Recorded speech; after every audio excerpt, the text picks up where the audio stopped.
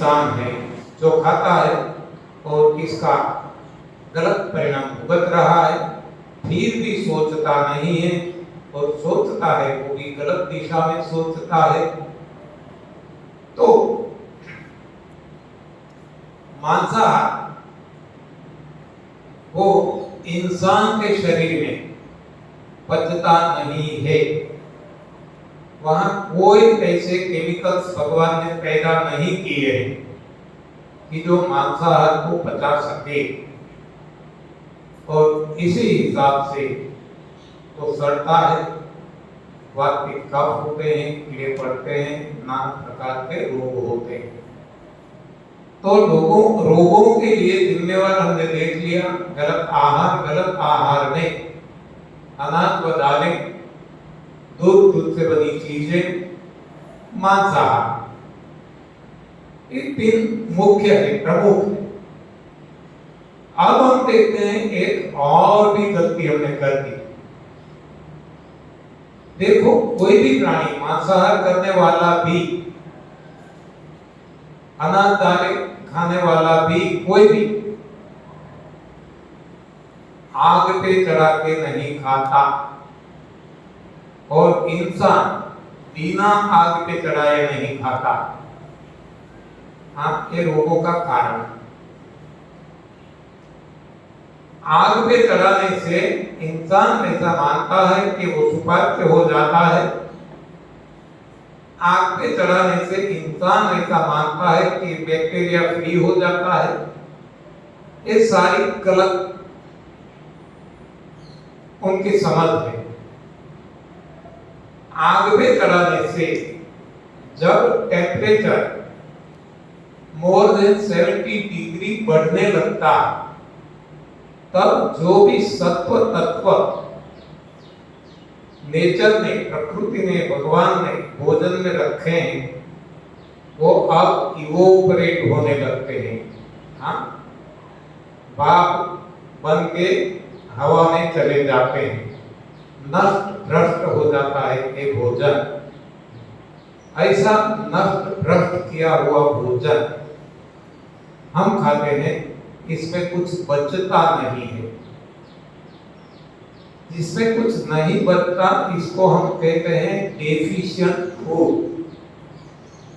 और इसलिए हम देखते हैं कि इंसान को ही सारी डेफिशिएंसी आती है, चाहे वो हेमोग्लोबिन की डेफिशिएंसी हो, चाहे कोई विटामिन B12 B कॉम्प्लेक्स कोई भी डेफिशिएंसी हो, चाहे वो विटामिन B3 की डेफिशिएंसी हो, चाहे वो आयरन की डेफिशिएंसी हो, कैल्शियम की डेफिशिएंसी हो, किसी की भी डेफिशिएंसी एक डेफिशिएंट फूड के हिसाब से आती है,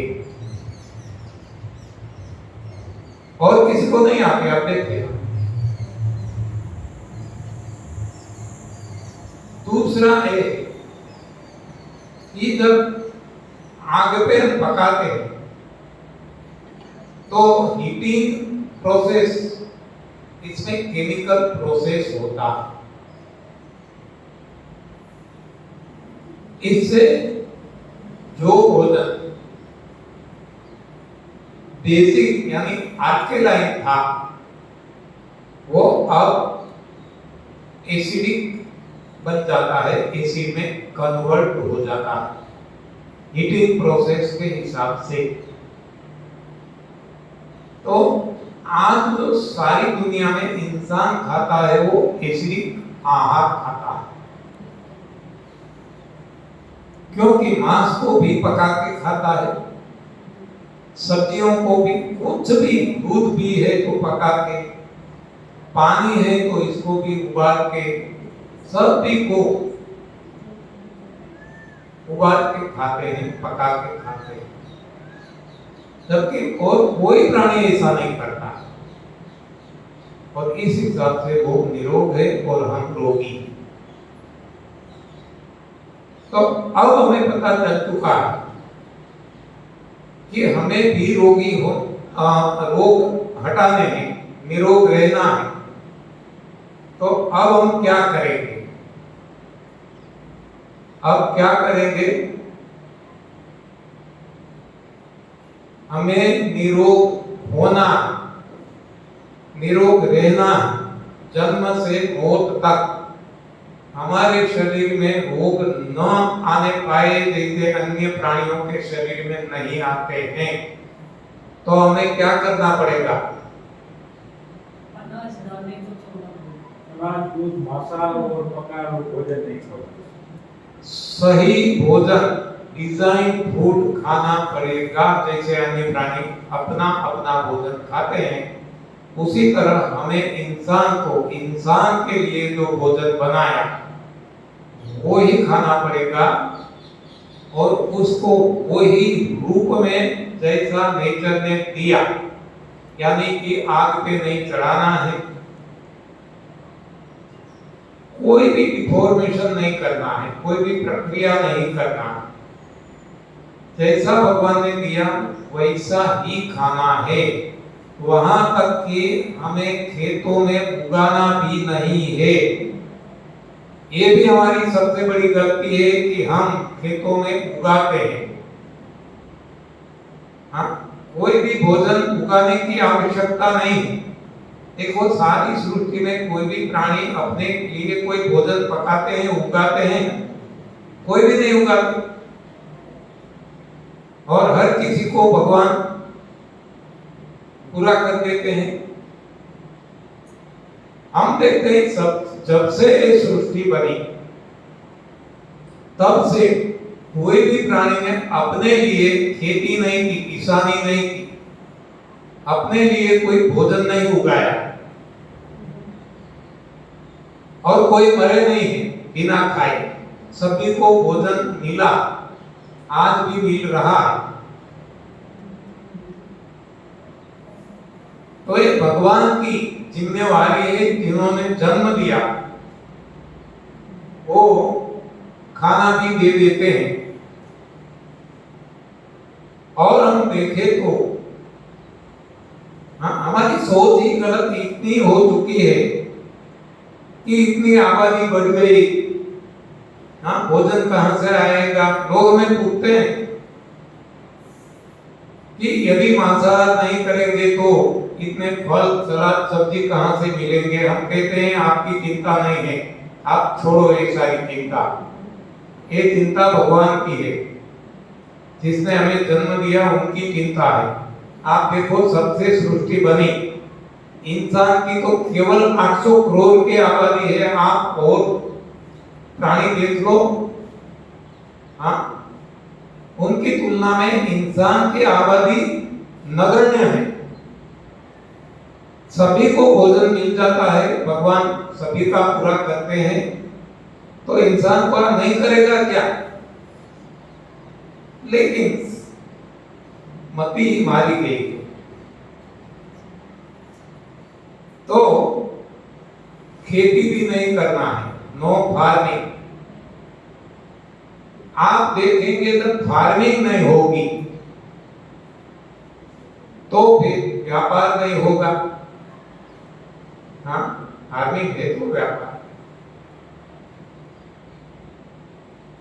अच्छा, व्यापार भी नहीं है, फार्मिंग भी नहीं है। आप देखेंगे हमारी जरूरतें इतनी जो हमने बढ़ा दी है, अननेसेसरी, अनावश्यक, ये कोई जरूरत नहीं रहे। आप देखो, सारी सृष्टि में कोई टूथपेस्ट लगाते हैं क्या? कोई देखो। और किसी के दांत खराब हो जाते हैं टूथपेस्ट न लगाने से, टूथब्रश न करने से। तो फैक्ट्रियां बंद, न टूथपेस्ट की फैक्ट्री, न टूथब्रश की फैक्ट्री, कोई भी फैक्ट्री। कोई हेयर ऑयल लगाते हैं, कोई मसाज मालिश करते हैं, कोई तेल खाते हैं, ना ऑयल ना ऑयल। जो भगवान देते हैं खाते रहो। एक भी ये जो अननेसेसरी हमने हमारी आवश्यकताएं बढ़ा दी है, अपने आप सब कुछ खत्म हो जाएगा। हमारी हो गई, इसलिए मैं बताता हूं, और सभी की हो सकती है। तो अब फैक्ट्री नहीं रहेगी। जब सही भोजन खाएंगे तो कोई रोग नहीं रहेगा, रोग नहीं रहेगा तो दवाई की जरूरत नहीं पड़ेगी, तो दवाई की फैक्ट्रियां भी बंद। दवाई की फैक्ट्री नहीं है, दवाई नहीं है तो दवाई लिखने वाले की जरूरत नहीं पड़ेगी, डॉक्टर भी नहीं जरूरत पड़ेगी, ना वैद्य ना डॉक्टर ना कोई। और ये कपड़े की जरूरत पड़ेगी। विश्व गुरु बन जाएगा। हाँ, ना लेबोरेटरी। हाँ, आजकल हम देखते हैं कितनी दवाखाने, कितनी लेबोरेटरी, हमारा कमाया हुआ सब कुछ इसके पीछे जाता। लोग कहते हैं कि हमें पर मंथ 3-3 लाख रुपया का खर्च होता है, हमें तो हजरत सुनने से होता है। ये क्या बात है? 3 लाख रुपये सारी सृष्टि में एक भी प्राणी को एक भी पैसे के बिना वो सारा जीवन जीते हैं, और हमें 1 महीने में 1 लाख 2 लाख 3 लाख खर्चा। ये हमारी अपनी गलती है। हाँ, टीचिंग के पीछे हाँ कितना खर्च होता है यार, देखो। No teaching is at all required, no school college, हाँ कोई खर्च नहीं, इतना सहज जीवन हो जाएगा और कोई चिंता नहीं लगेगी, क्योंकि अब पैसा कमाना ही नहीं है। कमाएंगे तो झंझट है ना। हाँ, इसके पीछे समय देना पड़ता है, मेंटल टेंशन बढ़ जाता है, डिप्रेशन में आ जाते हैं, कोई सुसाइड कर लेते हैं। हाँ, कुछ भी नहीं। देखो सारी सृष्टि में किसी को टेंशन है, कोई सुसाइड करता है क्योंकि उनको कोई खर्च ही नहीं। तो ऐसा हम भी प्राणी हैं, 84 लाख योनि में अन्य प्राणियों की तरह ही इंसान एक प्राणी है। तो ना खेती की जरूरत, ना व्यापार की जरूरत, ना कोई डॉक्टर वैद्यों की जरूरत, हाँ ना किसी की जरूरत। तो अब हमारे पास समय ही समय है। हाँ, तो ये समय हम आज तक वेस्ट कर रहे थे। आज तक हम गलत दिशा में व्यर्थ एक्सपेंडिचर जो करें व्यय कर रहे थे, दुर्व्यय कर रहे थे समय का। अब समय का सदुपयोग होगा। सदुपयोग क्या हो सकता है? जब हमारे पास कोई भी काम नहीं है, आप केवल सोचो, हाँ कोई भी काम नहीं बनता, तो अब हम क्या करेंगे? हाँ, अपने आप प्रभु भजन होने लगेगा। भगवान शिव जी कहते हैं, उमा कहूं मैं अनुभव अपना, उमा कहूं मैं अनुभव अपना। देखो हमारा अनुभव है तो कितना, जो मैं आपको अनुभव सुनाता हूं, मेरा अनुभव कितना है? 29 साल का। हाँ, धीरे धीरे आगे बढ़ेगा तो 25 साल हो, 30 साल, 35, 40 साल, हाँ कितना आगे चलकर 70 साल कितना होगा। लेकिन जो भगवान शिव जी है वो अजर है, अमर है, अविनाशी है। उन्होंने युग तो क्या कल्प देखे हैं, तो उनका तो अनुभव कितना लंबा। तो उनका अनुभव यदि सुनाएंगे, देखो मेरा अनुभव मैं सुनाता हूँ, 10-10 दिन 12-12 दिन निकल जाते हैं, हाँ केवल इतना। तो ये जो शिव जी है वो तो परापूर्व से है, तो उनका अनुभव वो बताते तो कितनी किताबें हो जाती, कितने लंबे समय तक उनको। लेकिन उन्होंने केवल एक सेंटेंस में बता दिया, एक ही सेंटेंस। क्या?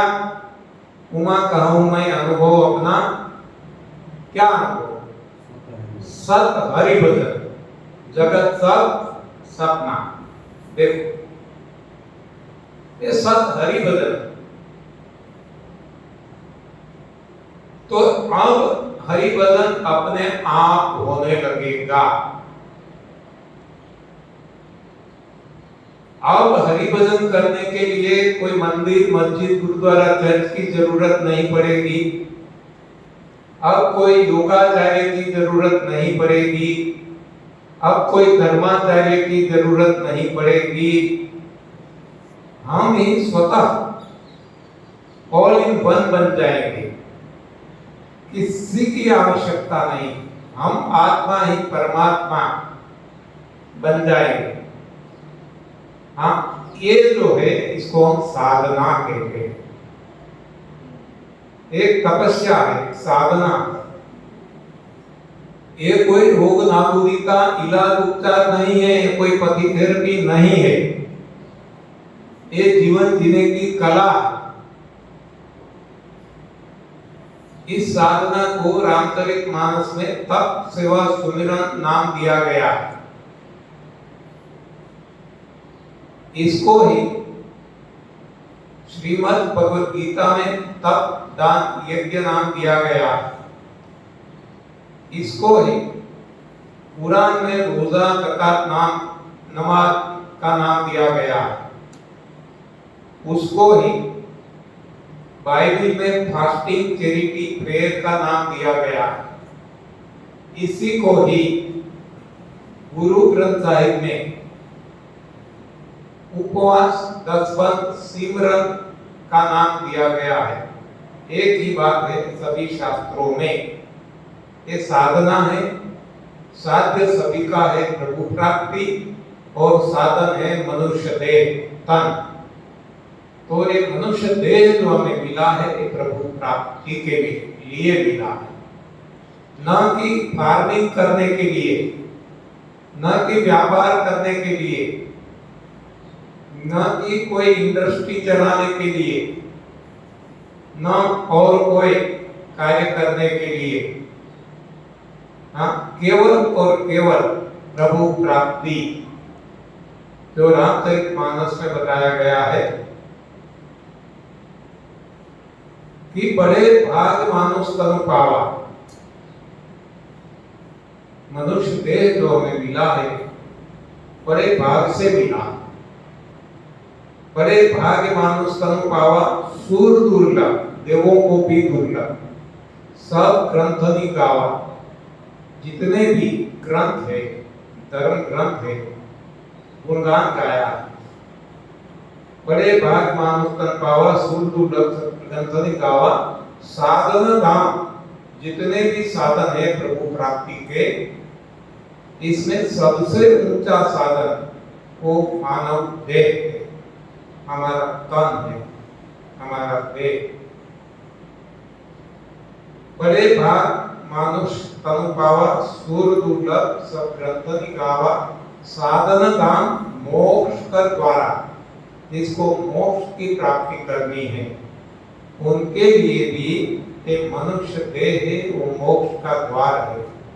आईन देहि परलोक समारा। ऐसा अनमोल मानव देह मिला, फिर भी यदि हम इसको पैसे के पीछे, परिवार के पीछे, पद प्रतिष्ठा के पीछे लगा देते हैं तो एक और कुछ नहीं है, पायमाली ही है। इसको प्रभु के पीछे लगाना है, प्रभु प्राप्ति में लगाना है। और आगे का हमारा जन्म ये तो मिल गया, 84 लाख योनियों में इस जो मनुष्य देह है वो सबसे ज्यादा अनमोल है। ईश्वर की कृपा से और बड़े भाग से हमें मिल गया है, तो इसका सदुपयोग हमें करना है। तो सदुपयोग क्या है कि अगला जो जब हमारा जन्म है इसको हमें सुधारना। आज जो स्थिति में है इससे ऊपर की स्थिति हमें पाना, प्रमोशन लेना। तो कल को सुधारना है तो आज कुछ करना पड़ेगा। जो बीत गया वो बीत गया, इसमें आप कुछ नहीं कर सकते, लेकिन कल का प्लानिंग आज करना है। इसके हिसाब से प्लान योर वर्क, तो पहले प्लानिंग करना है and then work your plan. जो आपने प्लानिंग किया इसके पर हमें काम करना है। तो हमें फ्यूचर बनाना है, हमें हमारे भविष्य का निर्माण करना है। जैसा हम चाहते हैं वैसा निर्माण हम कर सकते हैं, और इसके लिए आज काम करना पड़ेगा। वर्तमान में, वर्तमान ही हमारे हाथ में है। कल का क्या पता, न जाने जानती नाथे सवारे शू सवार छे। लेकिन कल जो हमें चाहिए इसके लिए आज काम करना पड़ेगा। मान लो कल हमें एप्पल चाहिए, तो आज हमें एप्पल का बीज बोना पड़ेगा। कल हमें केले चाहिए, तो आज केले का बीज बोना पड़ेगा। कल हमें बाजरी चाहिए तो आज बाजरी बोनी पड़ेगी। कल चावल चाहिए तो आज चावल, जो भी फल हमें चाहिए वो इसके लिए आज बोएंगे तो आगे चलकर वो काटेंगे।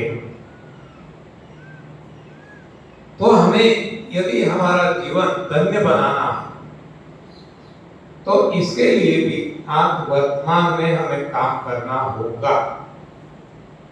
इसलिए हमें सोचना होगा कि हम हमारा भविष्य का निर्माण कैसा करना चाहते हैं। हाँ, हमें धनपति बनना है, करोड़पति खरबोपति बनना है, तो ऐसे प्लानिंग करेंगे तो हम धनी भी बन सकेंगे। हमें जो भी बनना है इसका प्लानिंग करना है और वर्तमान में इस पे काम करना है। जो कल करे सो आज, आज करे सो अब। तो वर्तमान हमारे हाथ में, तो अब तय हमें करना है, ये भी हमारे हाथ में। तो रास्ते बहुत है, मंजिलें बहुत है, कौन सा रास्ता पसंद करना, उस हिसाब से हमें मंजिल पे हम पहुंच सकेंगे। यदि प्रभु प्राप्ति करनी है तो ये रास्ता है, ये साधना है, तप सेवा सुमिरन का। मान लो हमें प्रभु प्राप्ति नहीं करनी है, हमें पैसे की प्राप्ति करनी है, पद प्रतिष्ठा परिवार के पीछे हमें समय व्यतीत करना है, वहां भी हमें शरीर का साथ तो चाहिए। शरीर साथ नहीं देगा तो कुछ भी नहीं कर सकेंगे।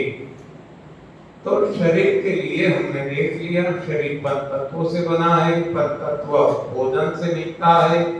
यदि डिजाइन फूड खाते हैं, इसको सही भोजन कहते हैं, तो ही शरीर अच्छी तरह से अपना कार्य करेगा, परफॉर्मेंस देगा।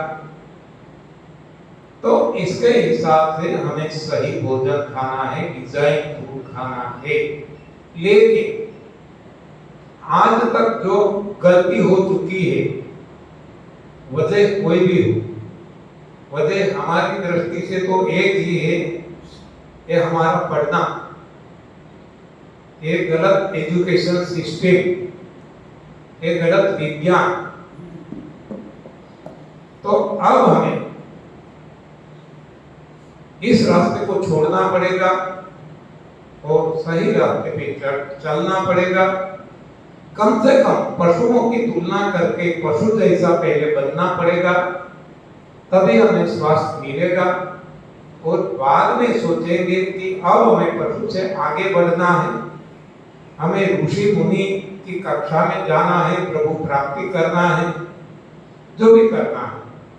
लेकिन सबसे पहले शरीर को ठीक करना जरूरी है। पशुओं ने तो कभी गलत भोजन नहीं खाया है, तो उनका शरीर तो जन्म से ही ठीक है।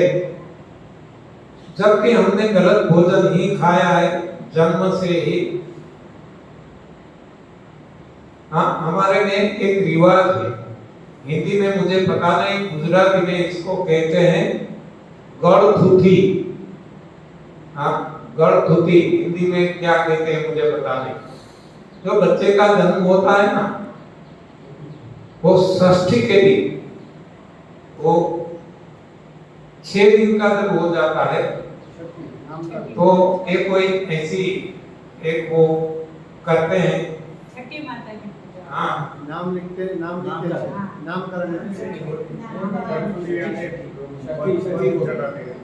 तो गड़थूथी कहा जाता है, जो भी उसके मुंह में कुछ दिया जाता है वो ही हम गलत देते हैं।